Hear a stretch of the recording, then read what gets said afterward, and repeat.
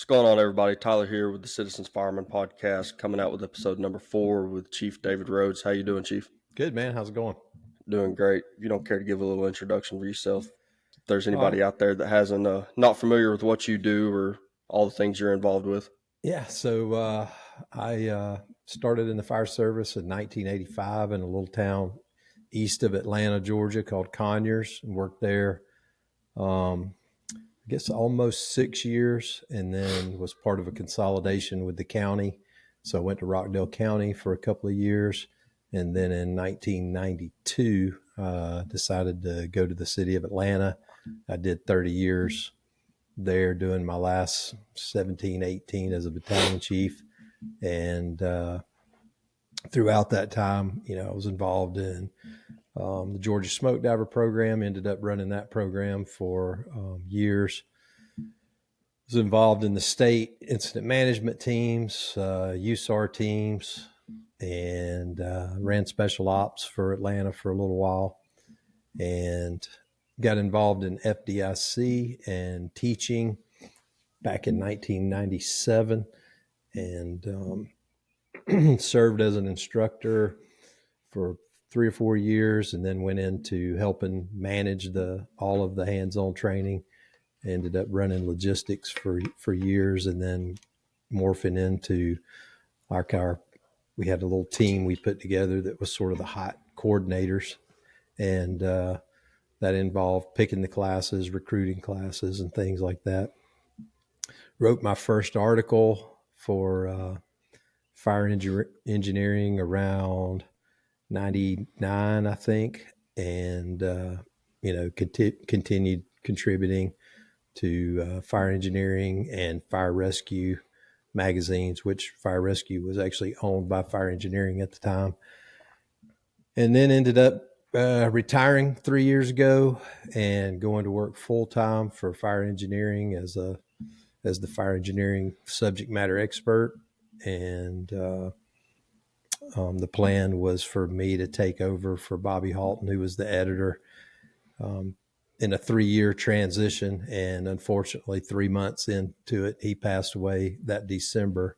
And then they asked me to step up and take over. And that gave me the Fire Department Instructors Conference as the education director, and the magazines and the other platforms that we have, the digital platforms for Clarion events. And so that's what I'm doing now. Getting ready, just a few weeks away from the big show. About to kick off again. We've actually just started within the last couple of years, sending a couple of people from our department up to FDIC. Good. And I've not gotten to land on the list yet. I was hoping to this year, but we're about to have our second child, so it's not the best time to be trying to head out of town, but I'm looking forward to making it up there eventually for it. That's for sure. Yeah. Well, now that you're going to have birthdays to contend with if you I know. plan that due date right. Hopefully you may have we to bring can the whole fam up to FDIC. It may have well, to that's be the a family plan. affair. Right now, I'm trying to. I'm still under contract with the Army Reserves. I'm waiting to get out of it, and once I start doing that, kind of start getting out to some more conferences, more than what I can attend now, and kind of spend some of that Army time related back to the fire service, but being able to travel with family to those things. There's some pretty good conferences and some coastal areas, stuff like that. You can kind of make some mini vacations out of, or Yep. FDIC, go up, see Indianapolis, have a good time, take everybody along with you. And luckily for me, I actually met my wife through the volunteer fire department, so it's not too hard to convince her into things like that either. Good. But one of the things that really interested me about all the things that you've done and gotten tied up in before I was really familiar with any of that was I came across one of the videos on social media that got put out from a lecture you did at FDIC, and it was the one that went viral all over all the platforms of just being unapologetic. And as soon as I heard that, just the passion that was put into it, like you can tell that's one thing that you can't fake. You can't fake passion. And I started looking into it, and actually one of the guys that I know, don't work with him at our department, and he works for a bigger city but lives in the same neighborhood. He was like, yeah, man. He was like, he's tried out for Georgia Smoke Divers a few times, but he was like, yeah, you really got to look into some of the things that you've done. So I started digging into it, and it's immaculate, just the amount of effort that you've put into bettering the fire service, man. Props to that for sure. Thanks. What really led you to breaking outside your own department? Because that seems like for some people in the fire service, it can be a hit or miss. You know, there's some that they just want to stay in the own four walls of their firehouse, Yeah. and they kind of, I don't want to say they blackball it, but they're not the fondest of people trying to reach out and do things outside of their own department. But, you know, my opinion on it, just like the social media platforms at the least, there's so much more that the fire service has to offer you than what just sitting in the station all day or just being involved in your little community has. Yeah. Well, ironically, I'm going to talk about that this year at my keynote address. Is kind of been formulated around that concept in a way. So I think I was very fortunate starting out in Conyers. Of course, I was only 18 years old, and it was my hometowns where I grew up, went to high school. So in going to the Conyers Fire Department, which was a one station, 20-person department, it was paid, but still had some like lifetime volunteers that were still around, that were still allowed to participate. And actually, that's how I actually started, was talking to the fire chief about, you know, possibly being a firefighter. And he said, well, you know, you can sign up to be a volunteer and come and check it out. And I did that at the same time I was applying for a full-time position. And so I was only a volunteer for a couple of months before I ended up getting hired. But that little department was a gem in that there was 20 members. And out of those 20 members, probably 14 of them were very involved in training around the state. And so to fit in, like, if you really were about learning all you could learn and all, then, you know, you would hang out with those folks. And right off the bat, I was, you know, going to weekend fire schools at different places that were like state fire academy classes, and just being a helper. And then that led me to want to be an instructor.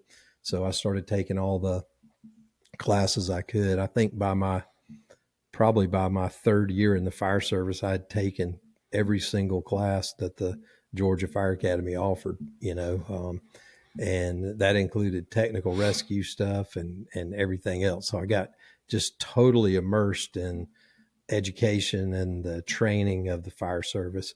And we were a small department, just had an engine and a little rescue. The little rescue ran countywide as like a manpower unit.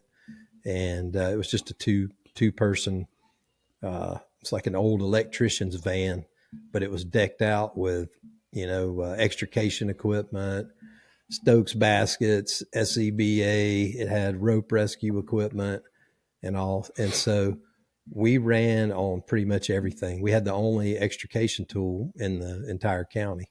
So, so we ran, you know, on all fires and all extrication.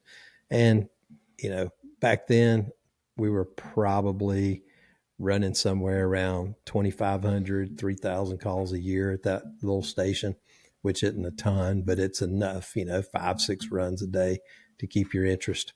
But it was just, the culture of that department was to get out of the box and go and participate.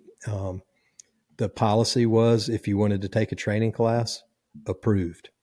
There was no, well, I need to check the staffing or whatever. And not only were you approved, but you were off the entire shift. So it wasn't like you were only approved for the time during class.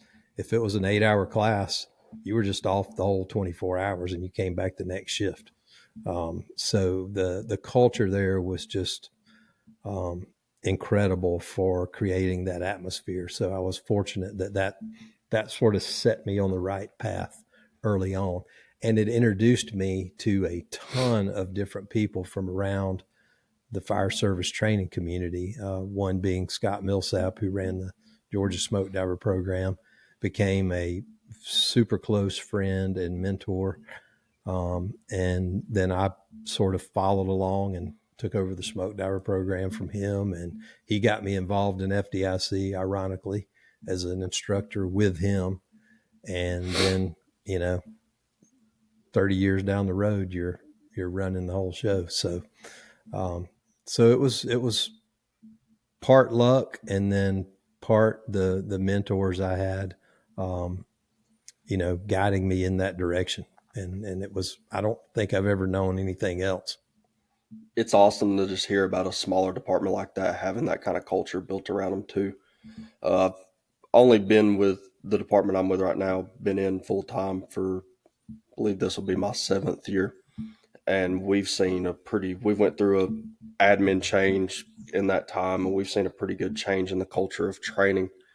Not to say that whenever I first got hired that the guys weren't training, they weren't putting the effort in, but there was a lot of cookie cutter, just state academy certifications, fire 1, fire 2, and then we're immediately going into PDO, which being a smaller department, unfortunately, we run 3-man engines. So the day that a firefighter comes in, people are talking about training them up to be a backup driver. And Right. It seemed like there for a while, some of the firemanship got lost along the lines.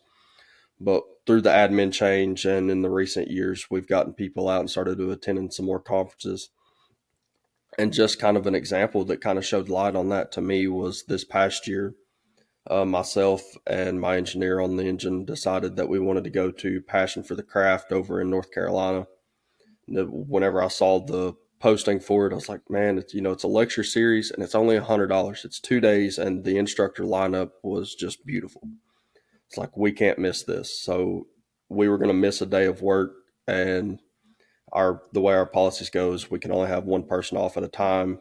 We only have 7 on a shift, so we have to one off and then the other can shift swap or around, whatever you can do. So one of us was going to take vacation, the other was going to swap, and all we were going to ask for was for them to supply us a vehicle to drive to North Carolina.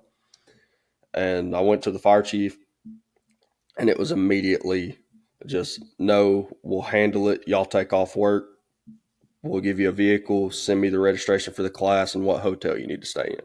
Cool. And that was kind of the light shining on, like, it's awesome to see a lot of these smaller departments being able to put their people out there for that kind of stuff, because going to these conferences and, talking to some of the guys that are working for some of these larger cities, it seems like they don't have the opportunity to do that near as much. A lot of those guys are paying out of their own pockets.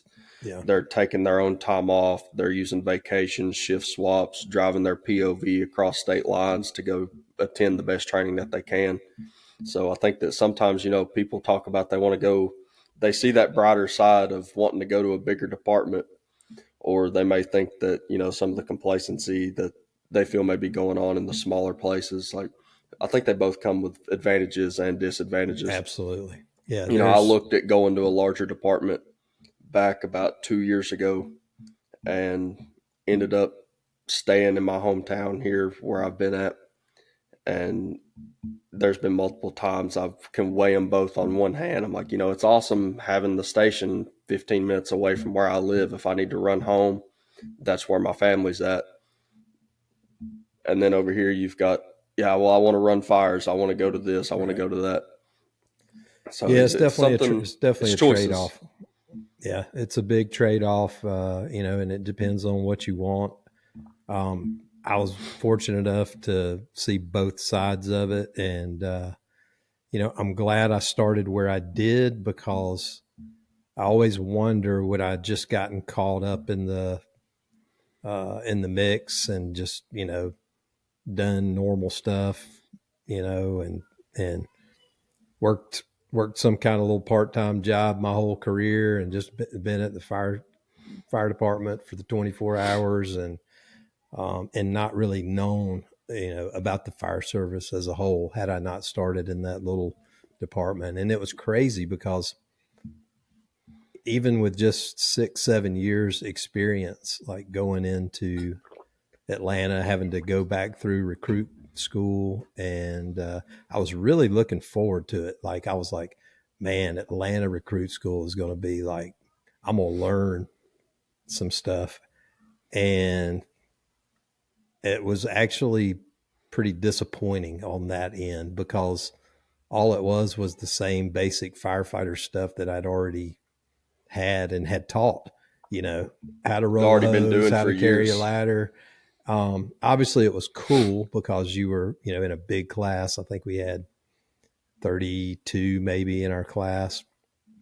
Um, but, um, but as far as the things that we learned, they weren't that different than the things that I had already learned. The big difference was when you got to the station was just the types of incidents that you go to in an urban environment um, are just, I mean, sometimes you're telling stories and people are like, they got to be making that up. And you're like, no, it's kind of an everyday occurrence. And it's because of the population, anytime there's a lot of people, then there's just a lot of crazy stuff that goes on. So, the fires, the amount of buildings and structures, everything crammed all into a small space. Usually there's, economically depressed areas, and there's just a lot of things that go on. People are having to steal power from the house next door, and so the extension cord melts because of the pull that's coming on it, and it starts a fire. It's just there's just so much. I always tell people about this one incident back when I was doing special ops. Is like, this guy comes home, he finds his wife in the house with another guy. He shoots her, runs out of the house, gets in his car, or no, the guy runs out of the house. He shoots him, and he drives away. The shooter jumps in a car and chases him, and they're going down I-20. The shooter clips the back of another car, and that car rolls 3 or 4 times and has a person trapped in it. Then he goes off the interstate and into an apartment building, like 3 rooms deep. So we got all this stuff going on. You got a person shot at one house, and you got a wreck on the interstate with a person pinned. Well, the crews are there working on the person that's pinned. Well, that car turned out to be stolen, and that guy in the car that was trapped was wanted.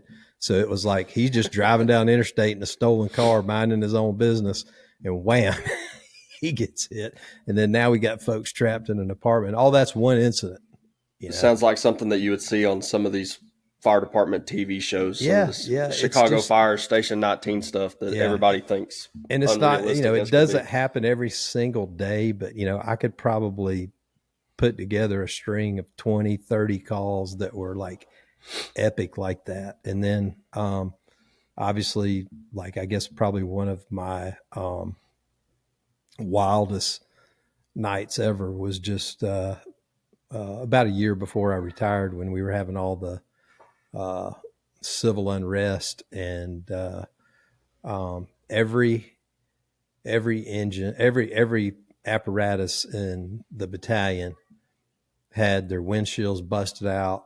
There was dents all in the trucks from rocks. I think we went to 7 decent sized fires back to back to back, and it was a war. We would pull up.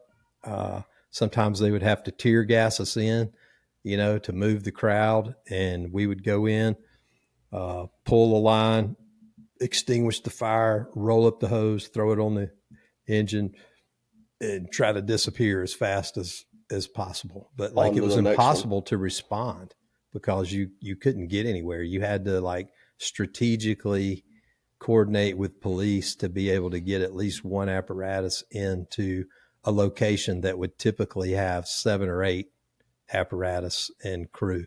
So we had to get really creative and do a lot of stuff. And you're standing at the back of the command vehicle in body armor with your fire helmet on. It's just, it's crazy. It's crazy, but it was quite the experience. If I'm not mistaken, there was a video that went around social media out of some of those incidents of I think it was a ladder that had a brick or something thrown through the windshield. Yeah, that was actually probably Sandy Springs. They would run automatic aid with us, and they came on the very first call with us, and big, beautiful ladder truck. And they were sort of the first one that made the turn and went down the street, and they just got destroyed. And then they left, and their chief said, "Nope, we won't be back." So they didn't come back. And that what's really funny, you talk about the differences in departments. So Sandy Springs is a pretty affluent area for the most part, and they got really nice equipment.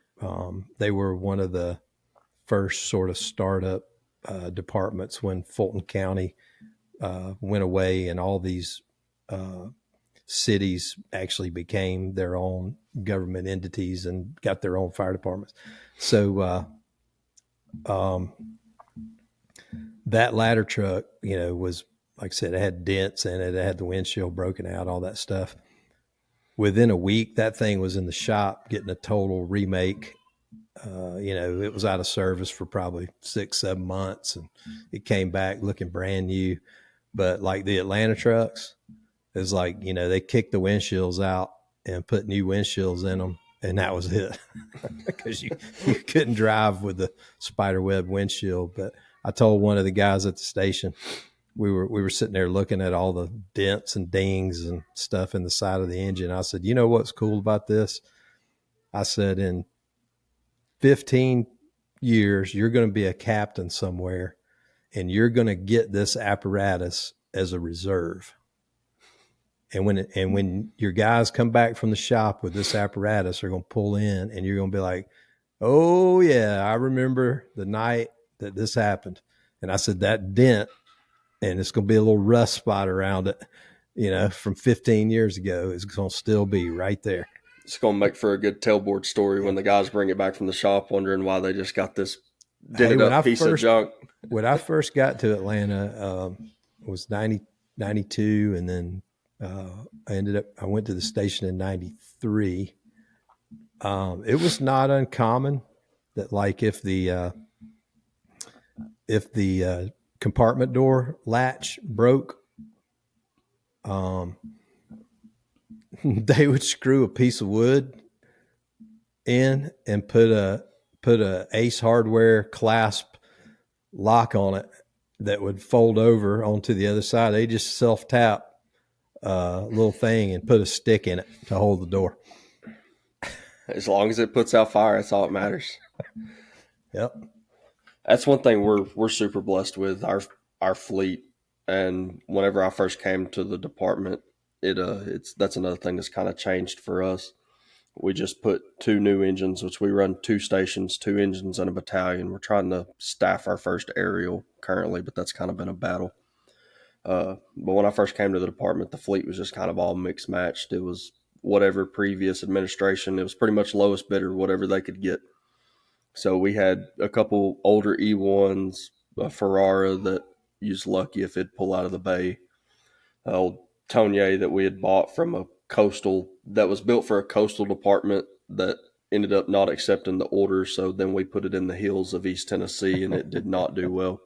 And then luckily we just about 2 years ago put 2 new Pierce engines in service, and they've been amazing. Just the amount of change that our fleet, we've put new admin vehicles in, just put a new battalion vehicle in service this past week. And the things that have changed just in my small department in the last 6-7 years has been huge. We used to be known as the anywhere we went in the state to go to the academy or to classes, we were known when I first got hired. First thing people would say was, "Oh, you're the guys that don't run medical." We just picked up first response in 2019. So we were super far like behind Athens here. Super far behind the rest of the fire service. Yeah. And once we picked that up, it wasn't anything for us. I remember when I first got hired, we'd go through stints of where we'd run what we thought were a decent amount of calls. And then I remember coming in, working a bunch of overtime when I was 19, single, newly hired firefighter. and I worked 4 days straight at Station 1 and ran 2 calls in 4 days. And now that we've just picked up first response and a bunch of other changes around the city, and we look back at it, it's like, man, it's crazy that we somehow didn't lose our minds sitting in the station or just trying to find something to do around the city for that many days without running any calls. And now we get days where it's hard to find time to do anything. Right. So Yeah. I love seeing those changes in the fire service, especially getting to talk to people that have got to see so much change. A lot of the guys that I come in under, officers that are retired now, they got to work with some of them that got the opportunity to still ride tailboard, tell you some amazing stories. One of the lieutenants I actually worked under was sitting around telling a story at dinner one night about running a fire in a school, and school had a basement fire. And I was sitting there thinking, I was like, wait a minute. I was like, why does this sound familiar? And then come to find out I was in the first grade sitting out by the soccer goal whenever he come in riding the tailboard of the truck to to the fire. So I love getting to hear all the different things around the fire service, all the changes. It's crazy how you can just move over a couple miles, and the difference between culture and departments it's insane. Yep. Ironically, that first little department I started with that we've been talking about, in 1985, it was already a requirement that you be an EMT. So that's So how they were way ahead of the game than most of the fire service in the country Yep. was. And we had, it wasn't a requirement to be a paramedic, but we had probably 7 or 8 paramedics that were firefighters, and we didn't transport or anything like that. But some of these guys had full deal. They did it all, and some of their paramedic numbers were like double digits for the state. It seems like one of them may even been like number 12 or something like that, and then a lot of them were in the 30s and 40s. So they were in some of the first paramedic classes in the state. And, I attribute that to, again, they were out all the time, seeing what everybody else was doing and learning from different departments. And that originally was just out in the state, but then it went bigger as we all got older and we started venturing out and doing training all across the country, with different groups. So it was a great experience for sure. It's a shame that it got shut down, but all good things come to an end at some point. Eventually. But I mean, at least the amount of things that you had instilled early in you beginning your career that transitioned, I mean, even up until pretty much everything you said about that small department has something to do with every step of the way that you've been able to accomplish for the rest of your career.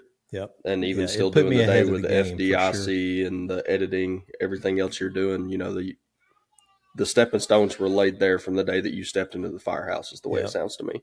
Yep. And it really, when I went to Atlanta and got to the station, of course, I already being an EMT, Atlanta was just, I think I may have been the second or third class that actually required EMT in Atlanta. And so I didn't have to stick around for the EMT school. So I got to go to the station early, and I had to go fill in on the rescue. I don't know, probably 30-40% of the time, because I would be the only other EMT in the entire battalion. Did that kind of lead you into, which I know you said you took a bunch of technical classes and things like that sort already, but kind of getting some of that early time filling in on the rescue so much, did that kind of lead you into wanting to pursue more? No, our rescue, this was crazy. Our rescue was a 2-person rig that ran all the medical calls in the battalion. Oh, So okay. I did not want to go there. It did have extrication tools, but it wasn't like special ops rescue. It was medical rescue. And that changed drastically to where the engines started running medical calls. And then they started putting EMTs on every engine. And then the rescues became advanced. so they became like paramedic units and had a different level of care. Once it went advanced, I didn't have to ride it anymore because I never got a paramedic. But it was fun in a way because like if we did have extrication calls, I was pretty good at extrication, and a lot of those guys weren't because they just didn't see it, and they definitely didn't have the training. Because I mean, we did tons of extrication training in Conyers, and I would go to extrication schools, and so you know how it is when you're first there. It's like you don't want to like be the know-it-all, but somebody's struggling to try to get a door open, and you're kind of like you can't stand it anymore, and you're like, hey, try put it right here, and then all of a sudden it works, and then they look at you, and then next thing you know, you know you start getting a reputation, and if you do it right, then like when you get there, they're like handing you the tool. Well, Like, there's a difference between, being a know-it-all and just being an arrogant ass about something and actually applying your knowledge. right, If you do that in the right way, people are going to take notice of it and they're going to start in building that trust in you in those kind of scenarios. And next thing you know, you're the subject matter expert on that unit or that battalion station, whatever it may be. And you're the yeah, guy that they're turning to during those incidents. yeah, and you'd ask about interest in like special ops. So in the 6-7 years with Conyers and Rockdale, I had gotten rope rescue, trench rescue, and um, Scott Millsap had started a company like in the early 90s that taught, industrial fire departments, fire brigades. So we were doing confined space, rope access, and that kind of stuff. And so that got me involved in confined space. And then when the state started the GSAR program, they looked for people who were already certified and were already instructors. And they pulled, I think there was maybe 6 of us from each metro department. They pulled us all into one class for 6 weeks, and we all did all the disciplines over again so that we were all on the same page. And the only one that I did not have at the time was structural collapse. And we were fortunate enough to have collapse rescue systems, which was John O'Connell, who's a great friend of mine, and I've been working with him for 25 plus years now at FDIC.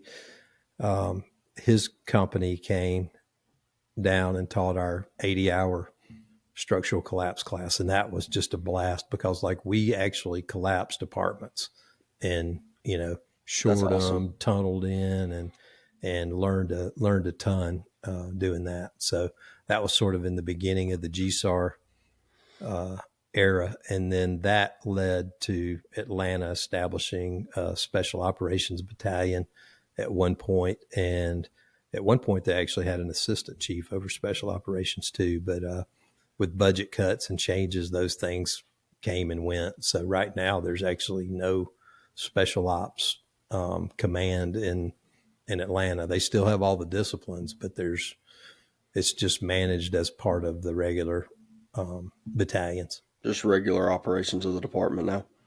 Yeah. That's one of the things that's kind of interested me when it comes to. I know a lot of people aren't the biggest fans of a lot of the technical rescues and things like that. And don't get me wrong, fighting fire, that's the bread and butter of the fire department. Everybody loves to stretch a line off the truck, vent a roof, force a door, whatever it may be. Those are the things that are put into you day one whenever you're in recruit school. But it seems like a lot of the technical disciplines, things like that, it requires a lot more mental effort, I would say. It requires you to think. You talk about vehicle extrication, and you have to start thinking of, well, if I'm going to apply force to this area of the vehicle, where is that force going to go to? How's it going to affect it over here? It's like a puzzle piece. It's requiring you to think a lot more, for say, than just your run of the mill bread and butter room and contents fire. So it's kind of been something that's really interesting. And Yeah. When luckily, you've we got sit a, right on the side of I-75, and that's my station's first due. And I got my start in the fire service with a local rescue squad. So vehicle extrication and technical rescue's always been a really fun call for me. Yeah, it's not an everyday call when you get a 5-story parking deck with 160 cars smashed that you got to remove all the concrete and search every one of the cars. That's I couldn't a imagine that. that's a 7-day operation. Guaranteed. So And it can be technical rescue can be something so small or it can be huge. You look at the typical motor vehicle accident, door pop, dash roll, side out, whatever it may be, compared to I believe was it 2021 when I believe it was Miami had the huge condo, B-side condo that collapsed. Like Yep. it can be something that's a 1-2 engine response or something that there's it could go on for a year. manpower and whatnot coming from across the country or even further. Yeah, it's good that we have the system that we do to be able to expand those type of incidents and bring in the right resources. The federal USAR system is a phenomenal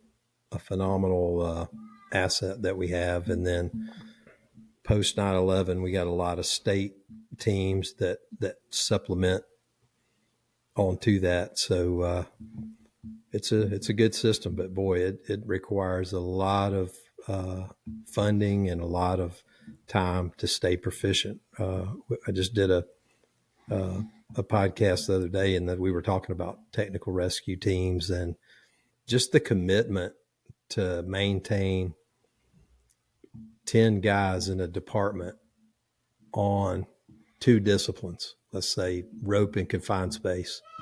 I mean, that's a lot of commitment, and a lot of departments will invest the initial outlay in the equipment and the initial training, but not the maintenance of the equipment and the continued education of the rescuers that has to go. And if you don't use that stuff, I mean, it's a perishable You're going to lose it.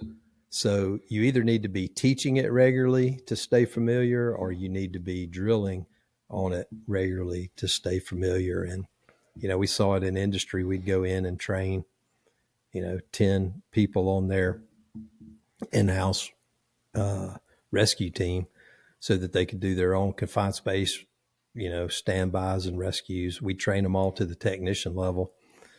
And, you'd emphasize, hey, you need to have a drill once a month. You need to set up these systems and blah, blah, blah, blah, blah. And then you'd come back and you'd have to reteach the technician level the next year to the same guys. And you were reteaching them how to tie the basic knots, because as soon as they got out of class, that was the last time they touched it, because they had to go back to work. They go back to work in those factories and the mills, and they don't put the time in. So it's sexy. It sounds great to have a technical rescue team and a heavy rescue and all that, but it is definitely a huge commitment, and you need to tailor it for the risk too. It's like if you're in a very rural area, maybe you've got 3 or 4 manufacturing plants that have a specific process. You're almost better off just to learn what their processes are and what the rescue needs are. There's probably some permit required confined space and some heavy machinery.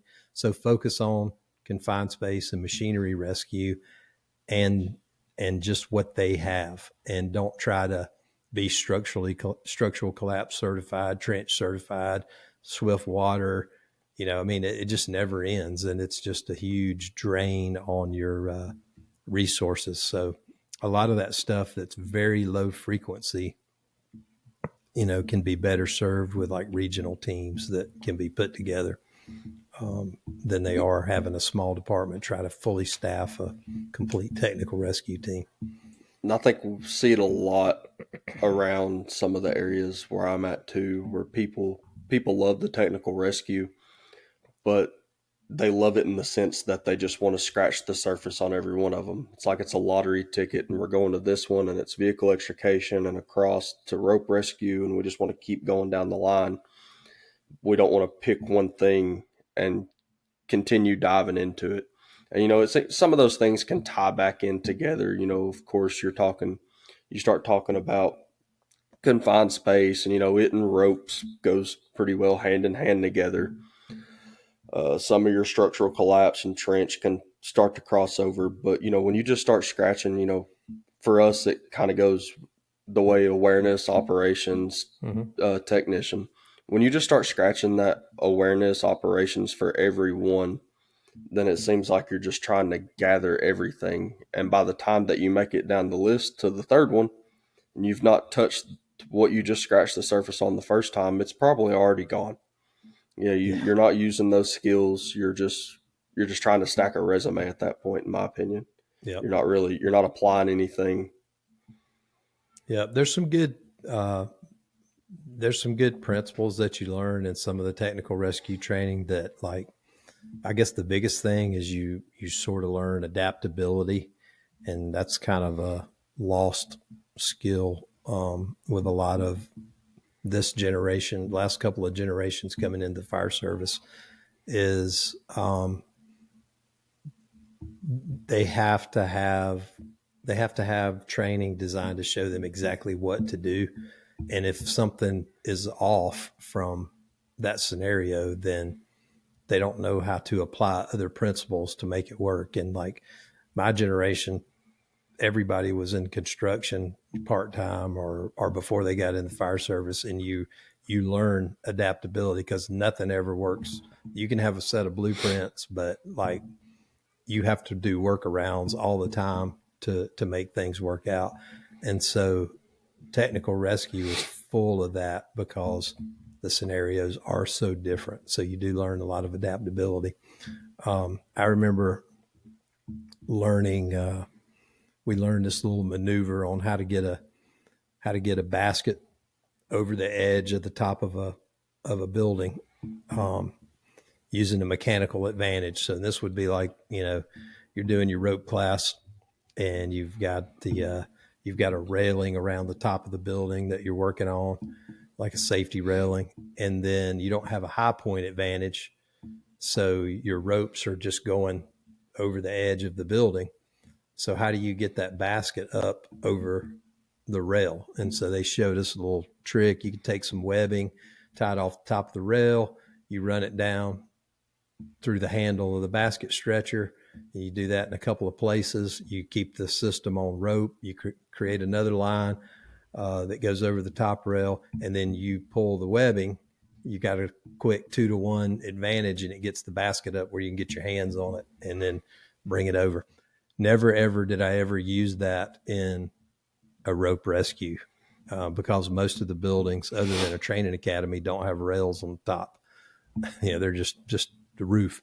So, but I used it a dozen times in car wrecks where the car would be up on their side and you would be inside packaging a patient up, and we would either put them in, we used to have these, they called them a KED, which is very similar. It wasn't near as strong, but it's very similar to like an LSP halfback, or they probably have other stuff now, but it's basically a vest type thing that you put on somebody to immobilize them. And I would jump down in the car, put that on the patient, tie off the webbing up to like the A post where they had taken the door off, and I'd run the webbing down through one of the straps in the KED or the LSP and hand it back up, and then they would pull, and then I would push the patient out. So you learn a lot of things that you adapt to something else through technical rescue, which I think is valuable. But from an administrative point, like, if you've got $100,000 grant to start a rope rescue team, know that you better budget 30 or 40 a year every year after that to maintain it. And that doesn't count total turnover with your people and all of that. So you may have to, you're not going to have the exact same 10 people forever. So you're always going to have to be putting in a couple of new ones. And the hard part too is like everybody's going to want it, and you can't afford to train and maintain everybody in your department to that level. That's that's kind of why it's called special operations, because it's like outside of the norm of everyday operations. It's not just the run of the mill, what people necessarily think of when they think fire department. Requires a little bit more effort there. And, talking about the upkeep of stuff like that, we had a similar experience that kind of went the wrong way when it comes to hazmat. A lot of the older guys in the department, they all trained everybody in the department to a technician level. Had two trailers loaded down. The equipment that they had for a department our size was immaculate. The amount of money, time, and effort that they spent into keeping this stuff up was crazy. And then eventually they saw that, well, we're not really using a lot of this stuff. The hazard's there, but we're not using it. We've got huge hazard areas for hazmat in our jurisdiction. There's interstate, railroads, multiple state highways, industrial facilities, everything hazmat that you can pretty much think of. It's sitting in our back door. The incidents just aren't happening, thank God. But it's not something that we're running every week. So somewhere along the line, they quit training people to that level. The equipment quit getting serviced. And a lot of that old equipment now actually sits on kind of a little, like a relic wall inside the station I work at. And we went through the trailer. I remember whenever I first got hired, and we start pulling out level A suits that haven't been old. tested in 20, 30 years. And I hated to see that, especially because hazmat was one of the things when I first came into the fire service. I hated it, but I went and decided to just, for some reason, to go through technician, and found a little bit of fun in hazmat somehow, and really started to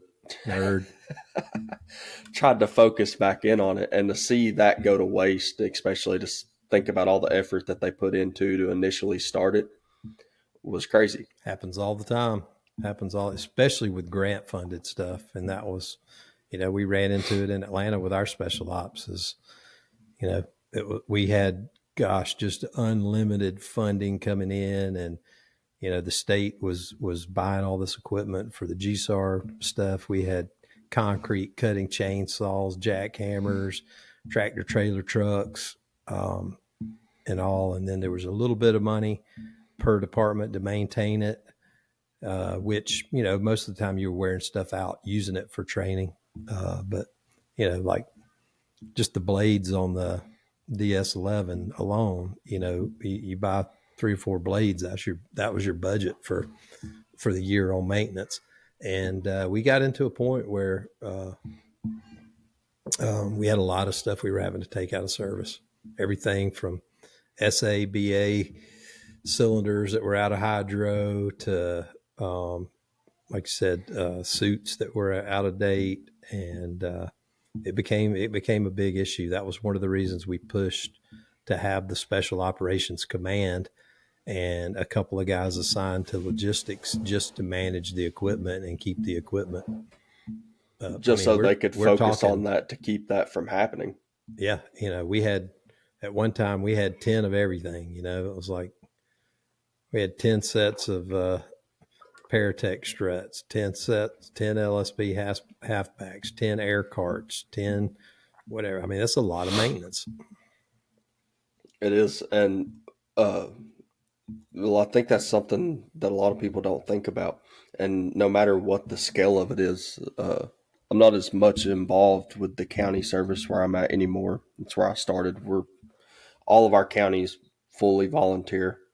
There's 11 separate departments, and it kind of creates a headache because every call is at least a 2-department page out. None of the departments really operate the same. So it was a night and day difference coming over to the career side for me. But the department that I started with, they're 2 departments in one. They're a rescue squad and a rural fire department. So there's still some rescue squads around Tennessee that all they do is rescue. They've been phased out for the most part, but there's still a couple of them there. But this department was still really heavy rescue. They didn't want to focus a lot on the fire department side of stuff.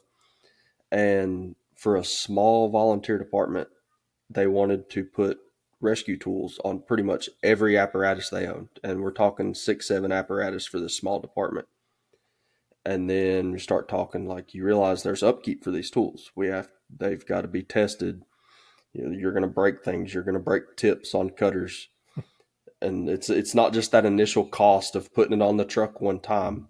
Like, it's going to come back to bite you somewhere down the road if you don't stay on top of these things.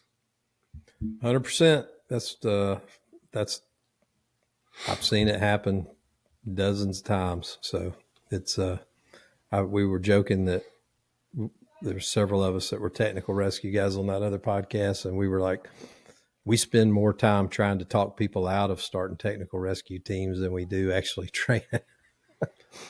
Luckily So, for are you us, sure you want to do this?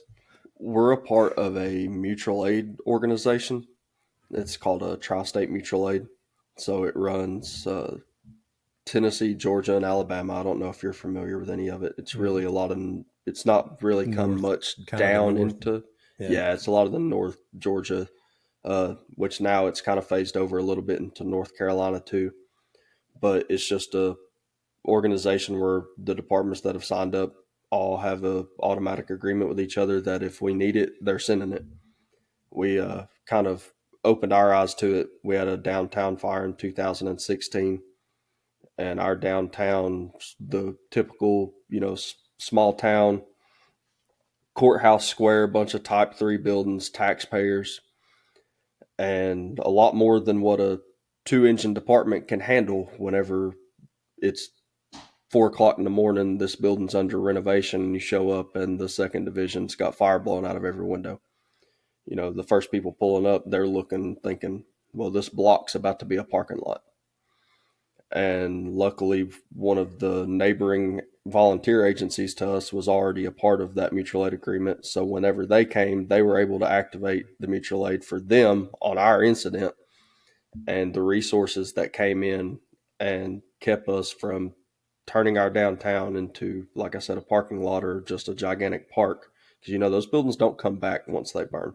Those are kind of a thing of the past. The historic districts, things like that, once they're gone, they're usually gone. If anything's going to come in and replace it, it's going to be wood frame, probably residential. Yep. But once we saw that, hey, there's no other way to put it, this pretty much saved our ass. Then we decided to get in on it ourselves a few years later. And going back to the technical rescue and like some of the hazmat stuff like that, it's so easy for us to get those resources in now and not have to go through a lot of the steps like statewide or regional. It's as simple as, hey, we know where these teams are located at. We know which departments have this equipment, these people that can come in here and help us with it. And it's as simple as a phone call to a mutual aid coordinator. And it takes all the thinking away from the incident commander to even having to worry about it. That's good. It's been a huge asset. Do you have any purchasing power with that organization? Do they do any collaborative contracts or anything for apparatus or other equipment? They don't. No, and it's expanding still, so there's no telling what it can turn into in the future. But for now, it's pretty much just a big long list of departments helping other departments. One of the biggest ones here just over the last few years, Chattanooga actually joined it. Cool. And I know that's been huge for Hamilton County because they're surrounded by some smaller career departments and a lot of volunteer departments too. And I think that shows a lot for their department because, Chattanooga is not the department that's necessarily having to bring in resources all the time. They don't need somebody standing there to scratch their back. They've got the manpower. They have the equipment, all the apparatus they could need. But it's every day I get on social media and it's, well, Chattanooga went here because of this mutual aid agreement to help them. So it's been huge. It's changed the dynamics of what we can do and how fast we can do it just like that. Yep. When Chief Rubin was in Atlanta, he kind of changed that for Atlanta. We didn't really go out much until he came there and he opened it up. And that's when we started, really getting out. We sent like 5 engines down to Biloxi during Hurricane Katrina, or maybe it was 3. I can't remember. I think it was 3.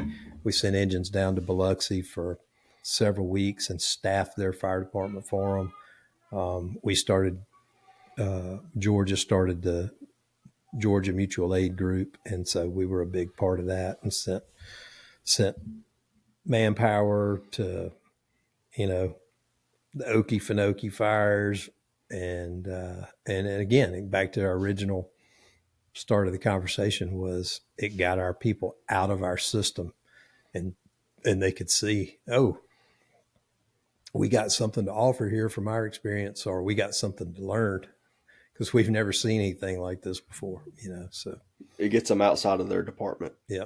Yeah, I think that alone, that's probably my biggest pet peeve in the fire service. I feel like that grows so much complacency when that's all you're worried about. And like I said, to see the people that want to try to put it down, to try to get out and do things away from where you're at, it kills me. I don't understand it. We do company level inspections. I'm not a fan of them. I would much rather do company level pre-plans, and we try to do both. But there's a big difference between inspecting an occupancy for fire code purposes compared to what are we going to do coming here for this incident. But one of the biggest things, going to inspector conferences and things like that, is fire inspectors love to scream networking, networking, networking.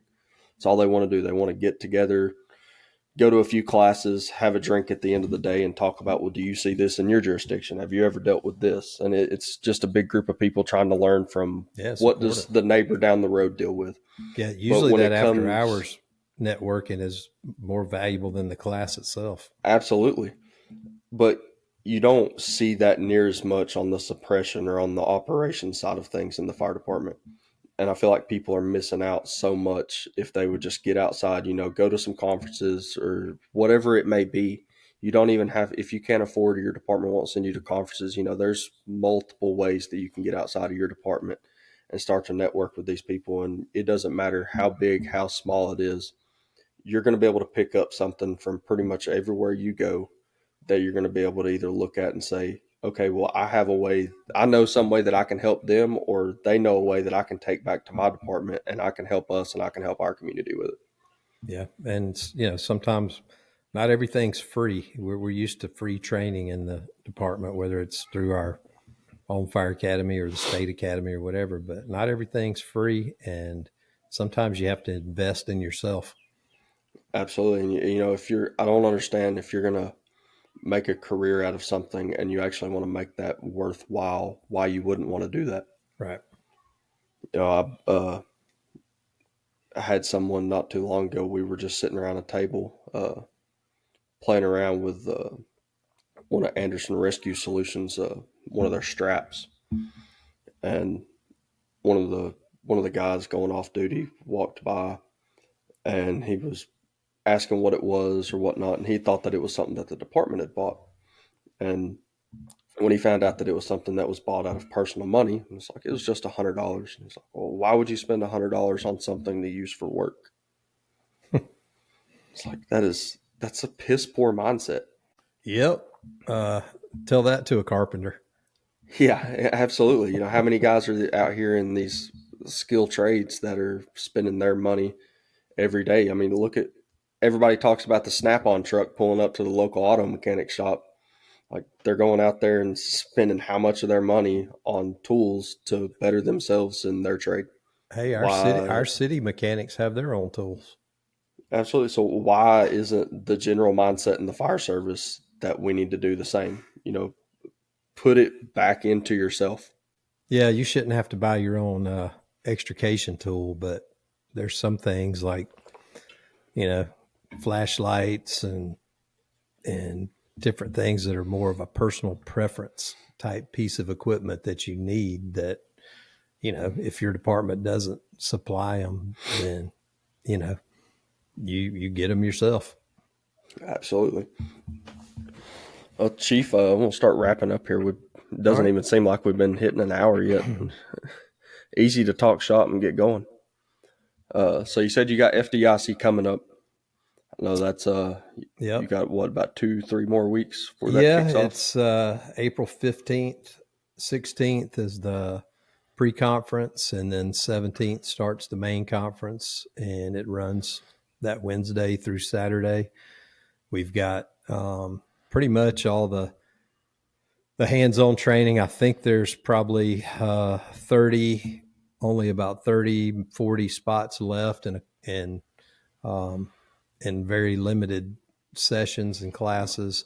We've got a new thing called hot workshops this year, where we're doing like 2 hours of classroom and then 2 hours in the field, right there at the stuff that we can do in the parking lot. We're doing some school bus extrication, engine design, layout. Ray McCormick's doing a little line boss leadership, where they'll flow some water out the parking deck with some props. We've got the UL boot camp, which is a phenomenal opportunity for anybody that didn't get to sit in on the fire dynamics boot camp that was taught in each of the FEMA regions. This is a 2-day train the trainer that you can come in, and we're going to ship you out to the Indianapolis Fire Academy. UL's they're building a house on site to do burns in. They're bringing their full staff of like 20 people, and they're going to equip you with all the tools you need to take this back to your department. And so we're excited about that one. We've got the FDNY tactical training unit, remote tactical training unit, teaching you how to use an iPhone and a gimbal to record and broadcast live training to your stations and departments. We've got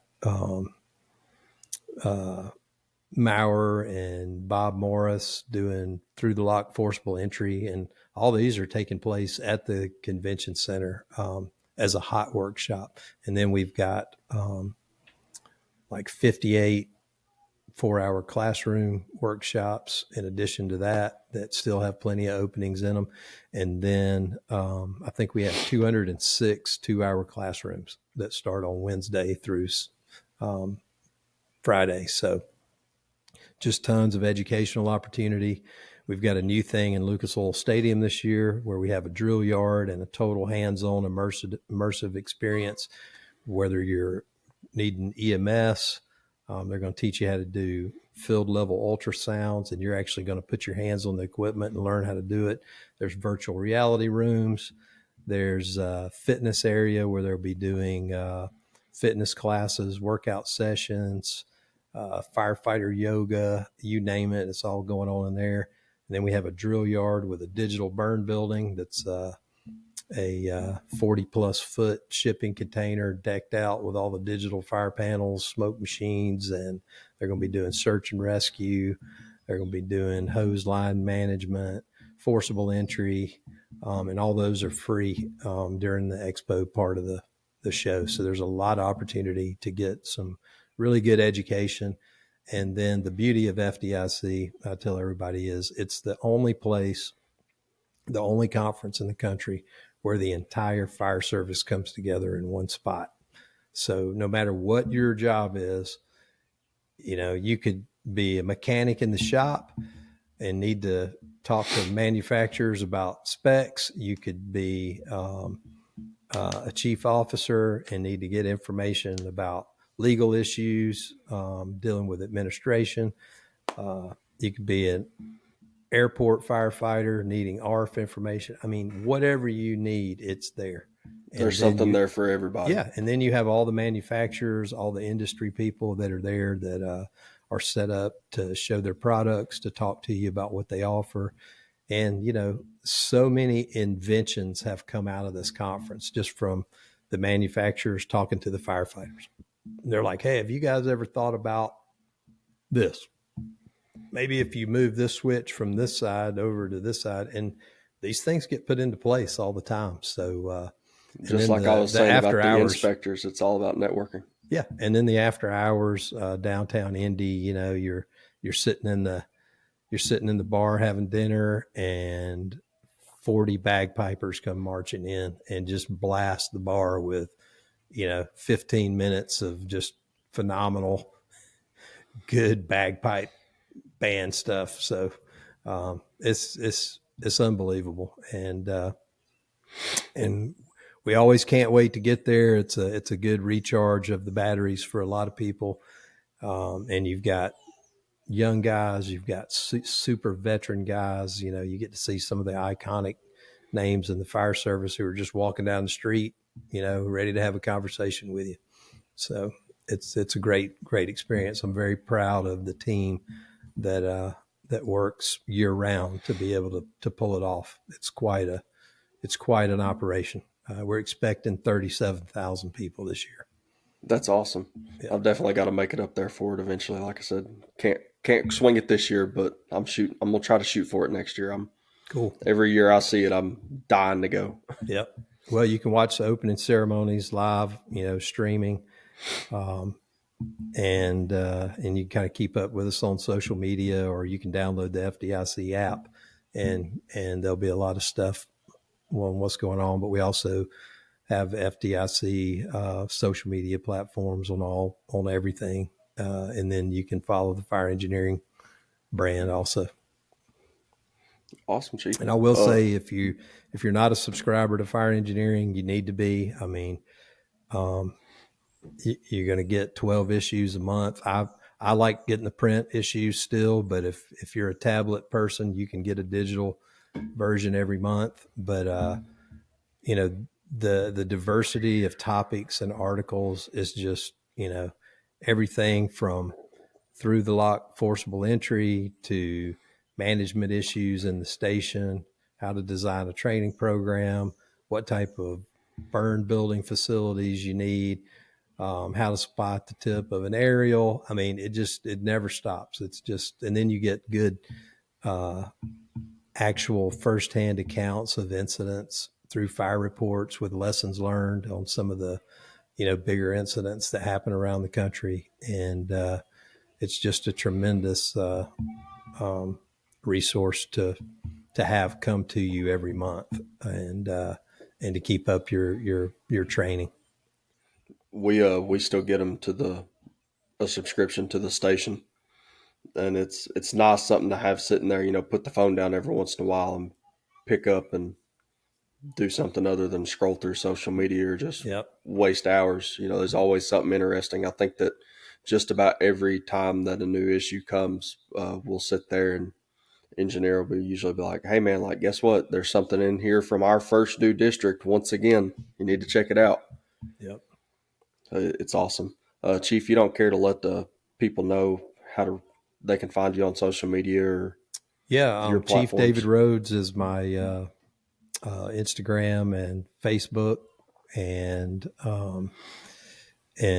obviously, you can reach out through any of those message apps, or you can email me at david.rhodes, RHODES, at clarionevents.com.